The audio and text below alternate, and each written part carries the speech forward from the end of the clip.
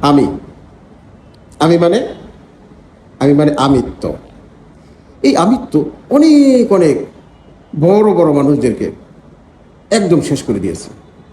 অহংকার, গর্ব, এরকম তো অনেকে ছিল যারা নিজেদেরকে মনে করত তারাই বড় খোদা, আনা রব্বুকুমুল আলা।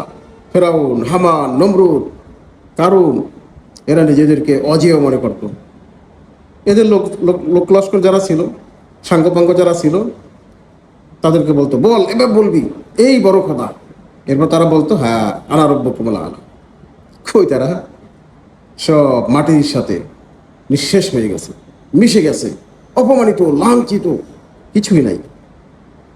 এখনো যারা নিজেদেরকে অজেয় মনে করে, কেউ আমাদেরকে পরাজিত করতে পারবে না, সেই সমস্ত লোকেরা এখন আকাশে পাতালে এমন মার খাচ্ছে, এমন নাস্তারা বুঝাইতেছে, পারলে তো পায়ে ধরে।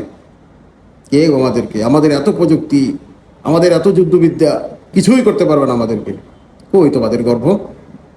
সেজন্য আল্লাহ রাব্বুল আলামিন বলেন, ইন্নাল্লাহা লা ইউহিব্বুল মুতাকাব্বিরিন।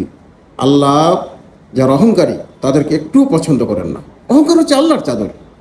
কেউ যদি এভাবে নিজেকে অজেয় মনে করেন, আল্লাহ তাকে একদম মাটির সাথে মিশিয়ে দিয়ে অহংকার, গর্ব, এগুলোকে সবগুলোকে ধূলিসাৎ করে দেয়।